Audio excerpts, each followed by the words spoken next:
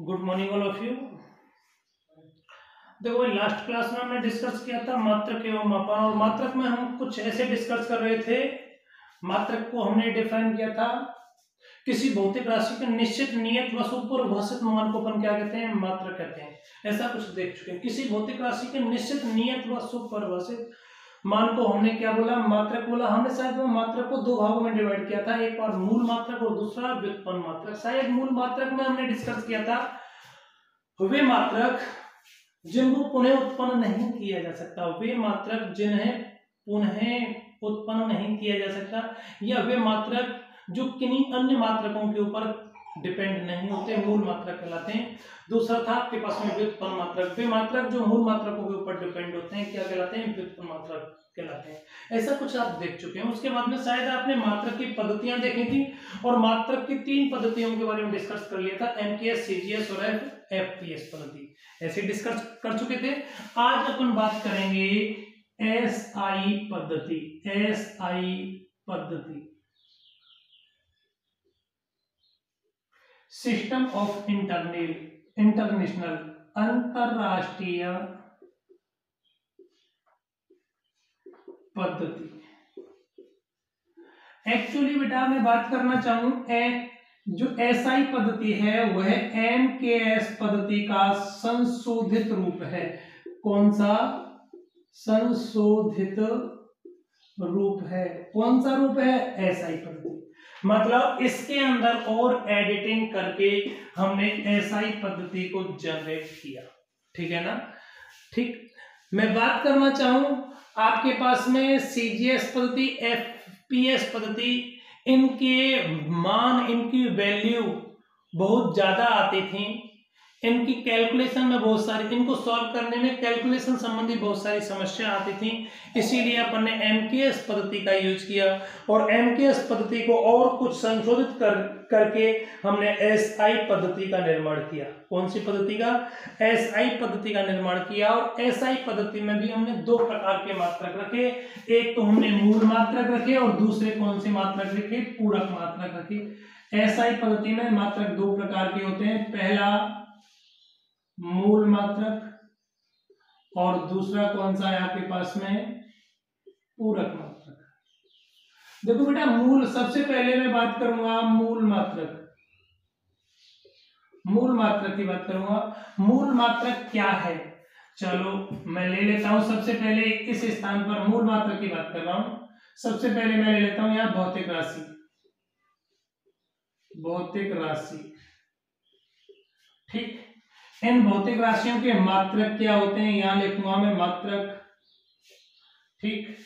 और यहां देखूंगा मैं उनका प्रतीक क्या होता है। मूल राशियों का प्रतीक क्या होता है? देखो यहां सीरियल नंबर, सबसे पहले मैं यहां ले लेता हूं आपके पास में लंबाई। पहली भौतिक राशि कौन है आपके पास में? लंबाई। लंबाई का मात्रक मीटर होता है। क्या होता है?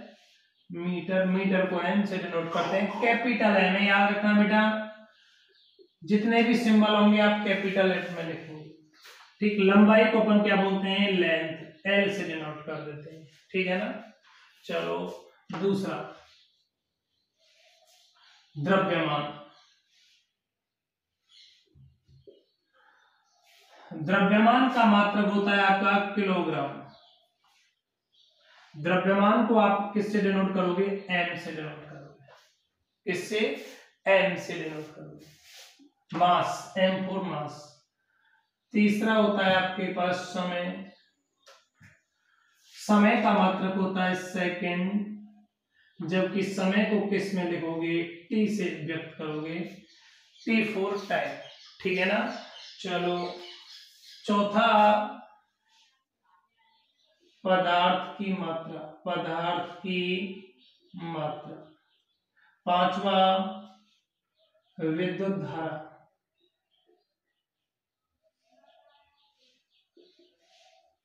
छठवा, ताप। सातवां आता है आपका प्रदीपन तीव्रता या ज्योति तीव्रता। ज्योति या प्रदीपन तीव्रता। देखो बेटा, पदार्थ की मात्रा, पदार्थ की मात्रा को किस में लिखते हैं आप? मोल में लिखेंगे। मात्रा क्या होगा? मोल। और यहाँ पर भी किस में लिखेंगे आप? मोल में लिखेंगे। ठीक है ना। चलो, टेम्परेचर, टेम्परेचर को आप किस में, या तो केल्विन में काउंट करोगे, किस में, या तो केल्विन में काउंट करोगे या डिग्री सेल्सियस में। याद रखना, केल्विन के साथ में कभी भी डिग्री नहीं आता, डिग्री तो केवल सेल्सियस के साथ में आता है। ठीक। टेम्परेचर को किससे डिनोट करते हैं? टी से। यहाँ टाइम भी टी से, टेम्परेचर भी टी से, याद रखना है बात। ज्योति या प्रदीपन तीव्रता, इसका मात्रक होता है कैंडला। ठीक। कैंडला को किससे डिनोट कर देते हैं? सीडी से डिनोट कर देते हैं। किससे? सीडी से। तो अपन बात कर रहे थे एसआई पद्धति। एसआई पद्धति में क्या किया? जो एमकेएस पद्धति थी, एमकेएस पद्धति में केवल 3 मूल मात्रक थे, लंबाई, समय और द्रव्यमान। यही थे। एमकेएस पद्धति में 3 ही मूल मात्रक थे। अब हमने क्या किया? एमकेएस पद्धति को किसमें कन्वर्ट कर दिया? एसआई पद्धति में कन्वर्ट कर दिया। एसआई पद्धति में जो आपके मूल मात्रक हैं, वो मूल मात्रक क्या हो गए? 7 मूल मात्रक हो गए। 3 तो एमकेएस पद्धति वाले मूल मात्रक आ गए और 4 और अन्य मूल मात्रक आ गए। ठीक है बेटा, ये क्या हो गया आपके पास में? मूल मात्रक हो गए। हम बात कर रहे थे एसआई पद्धति। एसआई पद्धति में क्या होते हैं? एसआई पद्धति में मात्रक 2 प्रकार के होते हैं, एक मूल मात्रक और दूसरा क्या होता है? पूरक मात्रक। मूल मात्रक था, वो मूल मात्रक को आपने 7 भागों में डिवाइड किया था, और जबकि आपके पास में कौन बचा हुआ था? पूरक मात्रक बचा हुआ था। पूरक मात्रक को भी 2 भागों में डिवाइड किया गया है। चलो अपन देख लेते हैं इधर। पूरक मात्रक, पूरक मात्रक। देखो बेटा, पूरक मात्रक 2 प्रकार के होते हैं, 2 होते हैं आपके पास में। एक तो समतल में बना कोण, समतल में बना कोण आपका, जैसे ये कोई कोण बन गया, ये ऐसे हो सकता है, कोई कोण ऐसे बन गया, ये वाला कोण, ये समतल में बना कोण पहला होता है, और दूसरा होता है आपका घन कोण। क्या होता है बेटा? घन कोण। ठीक है ना। देखो, समतल में बने कोण को आप काउंट करोगे रेडियन में। किसमें? रेडियन में। रेडियन में समतल में बने कोण को आप रेडियन में काउंट करोगे। रेडियन, इसका सिंबल क्या होगा? RAD, radian. ठीक है ना। अगला आता है आपका घन कोण। ये घन कोण क्या होता है? किसी घन के द्वारा, ये आपके पास कोई घन है, किसी घन के द्वारा उसके केंद्र पर बना कोण घन कोण कहलाता है। कौन है? घन। घन के ये कोण, ये कोण, ये कोण, ये कोण, ये घन की समस्त फलकों के द्वारा उसके केंद्र पर जो कोण अंतरित होता है, उस कोण को अपन क्या कहते हैं? घन कोण कहते हैं। एक्चुअली घन कोण को अपन किससे डिनोट करेंगे? ओमेगा से डिनोट करेंगे। किससे? ओमेगा। बड़ा गजब बात आपके माइंड में इसी स्थान पर क्रिएशन आएगा, गुरुजी ओमेगा को तो आप ऐसे लिखते हो, ओमेगा तो ऐसे डिनोट होता है, ओमेगा ऐसे बनता है, ऐसे ओमेगा बनता है। आपने ओमेगा ऐसे कैसे बोल दिया? इसको तो ओम बोलते हैं बेटा। ओम इसको तब बोलेंगे यदि ये प्रतिरोध का मात्रक होता, तो ओम आता है ऐसे सिंबल। यहाँ आपके पास में ये सिंबल आएगा, वो क्या आएगा? ओमेगा आएगा। ठीक बेटा, गेट बंद कर। ठीक है ना। समतल में बने कोण को रेडियन में काउंट करते हैं, कोई समस्या? इसका मात्रक क्या होगा? रेडियन। जबकि किसी घन के द्वारा उसके केंद्र पर अंतरित कोण को घन कोण कहते हैं। घन कोण को ओम से डिनोट करते हैं, सॉरी ओमेगा से डिनोट करते हैं। एक्चुअली इस घन कोण का मान कितना होता है? 4 पाई होता है। घन कोण का मान कितना होता है? 4 पाई होता है। ठीक है बेटा। चलो, आप यदि नोट्स बना रहे हो तो उतार लिया करो, जैसे ही कहीं मौका मिलता है स्क्रीनशॉट लेकर उसके स्पेशल कॉपी में उतार लिया करो। ठीक बेटा। तो हम यहाँ बात कर रहे थे एसआई पद्धति। एसआई पद्धति को हमने 2 भागों में डिवाइड कर दिया, पहला मूल मात्रक और दूसरा पूरक मात्रक। मूल मात्रकों को कितने भागों में डिवाइड कर दिया? 7 भागों में डिवाइड कर दिया, और पूरक मात्रकों को कितने भागों में डिवाइड कर दिया आपके पास में? पूरक मात्रकों को 2 भागों में डिवाइड कर दिया। एक समतल में बना कोण हो गया और दूसरा क्या हो गया? घन कोण हो गया। ठीक भाई। हाँ भाई, तो अपन बात कर रहे थे ना एसआई पद्धति की। एसआई पद्धति में मात्रकों को 2 भागों में डिवाइड कर दिया, एक मूल मात्रक, दूसरा पूरक मात्रक। मूल मात्रक कौन को आपने 7 भागों में डिवाइड किया था। उन 7 भागों में आपने मूल मात्रक 7 कौन कौन से देखे थे? मीटर, द्रव्यमान लंबाई, ताप, विद्युत धारा, पदार्थ की मात्रा और प्रदीपन तीव्रता। ये 7 मात्रक देखे थे। इन 7 मात्रकों को मैं अलग अलग प्रकार से डिफाइन करता हूँ। ये 7 मात्रकों को डिफाइन कर रहा हूँ। इनकी डेफिनेशन बेटा फिक्स है, आपको याद रखनी पड़ेगी। ठीक है ना। देखो, मैं सबसे पहले बात करूंगा 1 मीटर दूरी क्या होती है। 1 मीटर वह दूरी होती है जो क्रिप्टॉन 86, आवर्त सारणी में कोई परमाणु मिलेगा क्रिप्टॉन, वो क्रिप्टॉन 86 लाल नारंगी रंग की इतनी तरंगें, कितनी? 16, 50, 76, 37, 3 इतनी तरंगें उत्सर्जित करेगा। अरे यार, क्रिप्टॉन 86 की इतनी तरंगें जिस दूरी में कवर होंगी, जिस दूरी को कवर करेंगी, उस दूरी को अपन क्या बोलेंगे? 1 मीटर बोलते हैं। ठीक है ना। या मैं दूसरे शब्दों में और भी बोल सकता हूं, प्रकाश के द्वारा 1/299, 792, 458 सेकंड में, प्रकाश के द्वारा 1/299, 792, 458 सेकंड में जो दूरी तय की जाती है, जो भी दूरी तय की जाती है, उस दूरी को अपन क्या बोलते हैं? उस दूरी को अपन क्या बोलेंगे? 1 मीटर दूरी होगी। देखो बेटा, प्रकाश 1 सेकंड में कुछ दूरी कवर करता है। कितनी दूरी तय करता है? 3 × 10⁸ 3 × 10⁸ मीटर पर सेकंड प्रकाश का वेग होता है। 1 सेकंड में इतनी दूरी तय करेगा। तो यार 1 सेकंड का कौन सा भाग? 299, 792, 458, ये वाला भाग होगा। ये वाला भाग में प्रकाश जो भी दूरी तय करेगा, उस दूरी को अपन क्या कहते हैं? 1 मीटर कहते हैं। ठीक है। किलोग्राम। देखो, एक अंतरराष्ट्रीय भार व माप की संस्था पेरिस में बनी हुई है। उस पेरिस में एक प्लेटिनम इरिडियम धातु का कोई बेलन है, एक विशेष प्रकार का बेलन है। इस बेलन का जो द्रव्यमान है, इस बेलन का जो द्रव्यमान है, उस द्रव्यमान को, इस बेलन का जो द्रव्यमान है, उस द्रव्यमान को अपन क्या कहते हैं? 1 किलोग्राम कहते हैं। ठीक। दूसरा मैं और बोल सकता हूं, 4 डिग्री सेल्सियस ताप पर 1 लीटर जल का जो द्रव्यमान होता है, 4 डिग्री सेल्सियस ताप पर 1 लीटर जल का जो द्रव्यमान होता है, उसे अपन क्या बोलते हैं? किलोग्राम बोलते हैं। या 1 किलोग्राम वह द्रव्यमान भी है जिसमें कार्बन 12 आवर्त सारणी में कार्बन 6वें स्थान पर होगा, 12 उसकी द्रव्यमान संख्या होगी। कार्बन 12 के 5 × 10⁻25 परमाणु उपस्थित होते हैं। कार्बन 12 के इतने परमाणु की जो संख्या होगी, वो संख्या क्या कहलाती है आपके पास में बेटा? 1 किलोग्राम कहलाती है। ठीक है ना। चलो 1 सेकंड देखते हैं। 1 सेकंड समय क्या होता है? 1 सेकंड समय वह समय है जिसमें सीजियम परमाणु 1 सेकंड वह समय है जिसमें सीजियम परमाणु 91, 92, 63, 17, 70। 1 सेकंड वह समय है जिसमें सीजियम परमाणु 91, 92, 63, 17, 70 बार क्या करता है?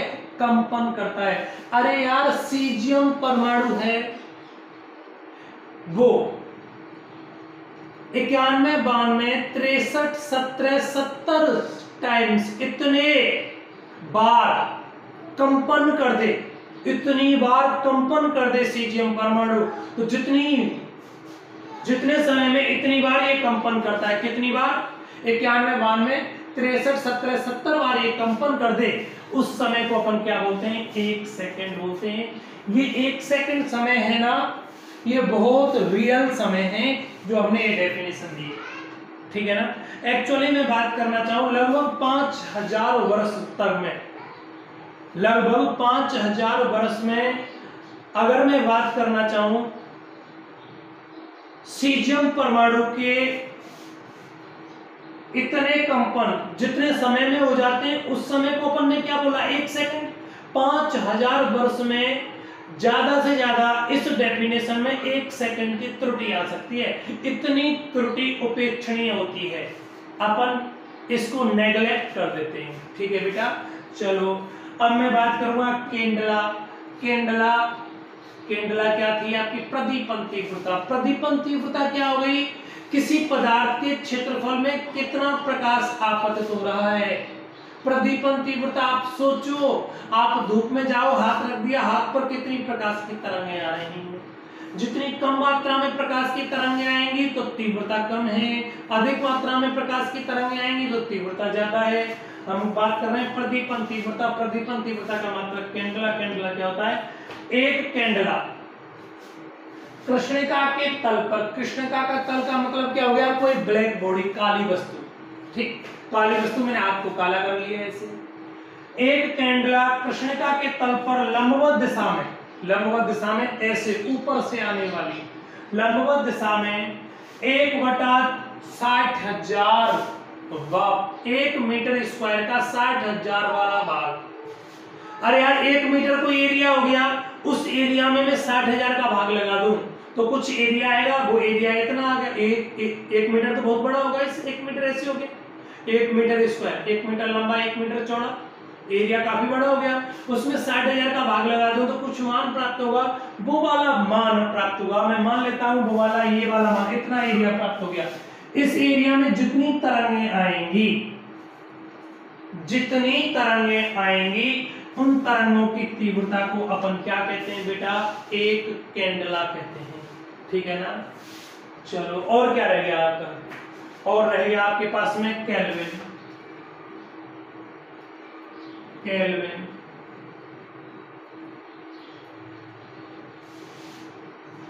देखो बेटा, हमारे पास में दो बिंदु होते हैं, एक तो गलनांक, जल का गलनांक,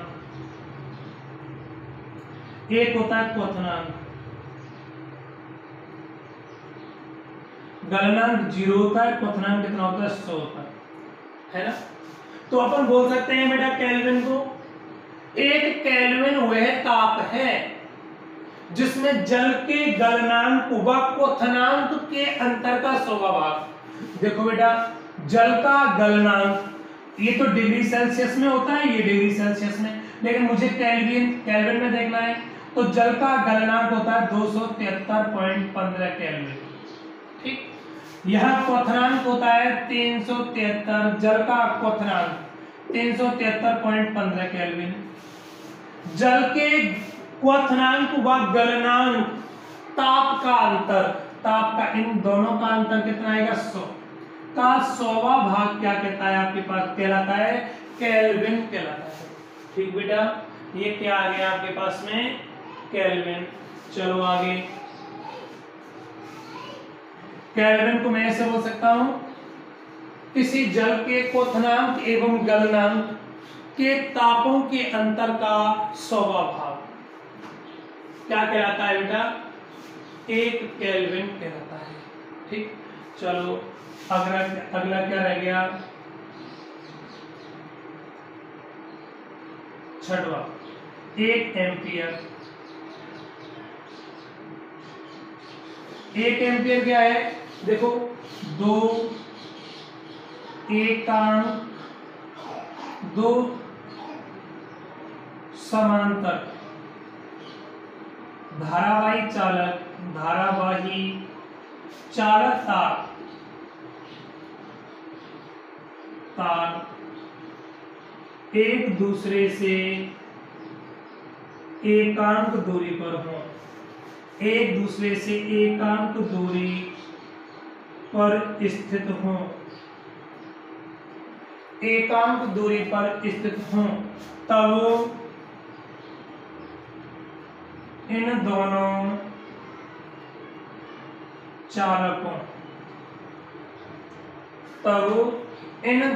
चालकों के मध्य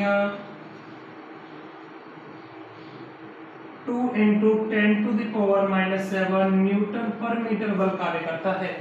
2 इंटू 10⁻⁻7 न्यूटन बल कार्य करता है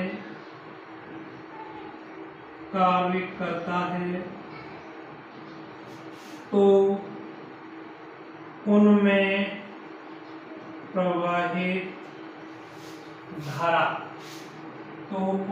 प्रवाहित धारा कितनी होगी बेटा? 1 एम्पियर होगी। ठीक है ना? आप सोचो, दो समांतर धारावाही चालक तार हैं आपके पास, एक तार ये रहा, एक तार ये रहा, एक अंक दूरी पर है, इसका मतलब 1 मीटर की दूरी पर है। जब इनमें मैं धारा प्रवाहित करूंगा तो इनके मध्य कोई बल कार्य करेगा। इस बल का मान जब 2 × 10⁻⁻7 न्यूटन पर मीटर बल हो तो उस वाली कंडीशन में इन चालकों में प्रवाहित धारा का मान कितना होगा बेटा? 1 एम्पियर होगा। कितना होगा? 1 एम्पियर होगा। ठीक है ना? चलो, और क्या रह गया आपके पास में? मीटर हो गया, किलोग्राम हो गया, सेकंड हो गया, कैंडला हो गया, एक हो गया पदार्थ की मात्रा। लास्ट पदार्थ की मात्रा को मैं ऊपर लिख देता हूं, ऊपर से मिटा दूं।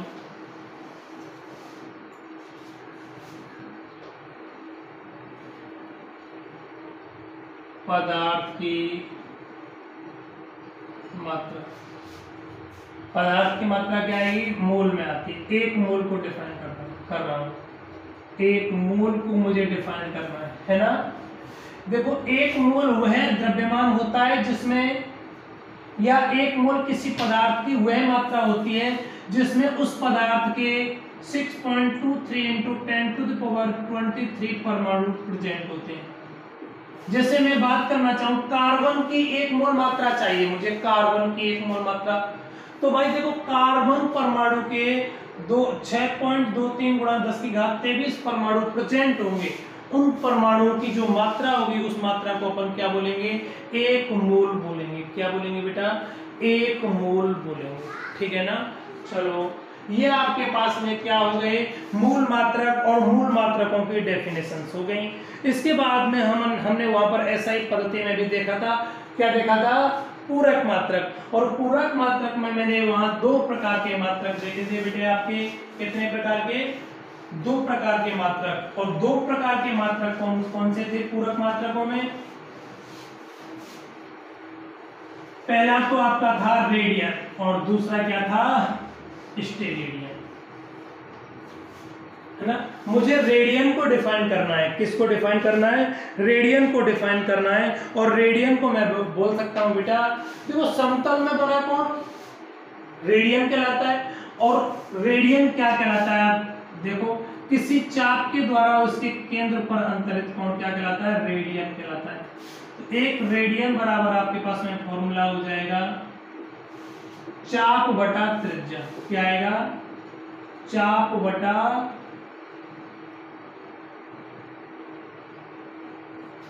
बटा त्रिज्या। एक रेडियन को अपन डिफाइन कर सकते हैं चाप बटा त्रिज्या। मतलब किसी वृत्तीय तल के द्वारा या किसी वृत्तीय चाप के द्वारा उसके केंद्र पर अंतरित कोण क्या कहलाता है? 1 रेडियन कहलाता है। क्या कहलाता है बेटा? 1 रेडियन कहलाता है। ठीक है ना? अगर मैं रेडियन को डिग्री में, अगर मुझे रेडियन को डिग्री में कन्वर्ट करना है, रेडियन को किस में कन्वर्ट करना है? डिग्री में। तो आपके पास में होता है 1 रेडियन बराबर होता है 180/π डिग्री। ये किस में आ गया? डिग्री में आ गया। ठीक है? डिग्री। 1 रेडियन बराबर 180/π डिग्री में। हाँ बेटा, अगला अपन बात कर रहे थे कि कुछ अन्य दूरी भी होती हैं। उन दूरियों को मापने के लिए कुछ प्रचलित मात्रक भी होते हैं। प्रचलित मात्रक मैंने यहाँ 2 भागों में अलग डिवाइड कर दिए, एक सूक्ष्म मात्रक, दूसरा बृहद मात्रक। सूक्ष्म मात्रक में 1 सेंटीमीटर, 1 सेंटीमीटर में कितने मीटर होते हैं बेटा? 10⁻⁻2 मीटर। एक मिलीमीटर में कितने होते हैं? mm, मिलीमीटर, स्मॉल mm है। एक मिलीमीटर में 10 की घात -3। माइक्रो में एक माइक्रोमीटर बराबर 10 की घात -6। एक नैनोमीटर बराबर 10 की घात -9। एक नैनो के बाद में कौन आएगा? पिको। एक पिकोमीटर बराबर 10 की घात -15। एक FM, F का मतलब फेक्टोमीटर, या FM को अपन फर्मीमीटर भी बोलते हैं। फर्मीमीटर बराबर 10 की घात -15 मीटर। एक हेक्टोमीटर बराबर 10 की घात -18 मीटर। ये सारी दूरियां, ये सारे मात्रक हैं, वो आपके सूक्ष्म दूरियों को काउंट करने के लिए प्रचलित मात्रक हैं, ठीक है ना। ऐसे आपके पास बृहद दूरियां भी हैं। 1 किलोमीटर बराबर 1000 मीटर। एक मेगामीटर, बेटा कैपिटल M को मेगा बोलते हैं, स्मॉल m को क्या बोलते हैं? मिली बोलते हैं। मिमी, मिमी या मिली मीटर। ये कैपिटल M मेगा होता है, 10 की घात 6 होता है, ठीक है ना।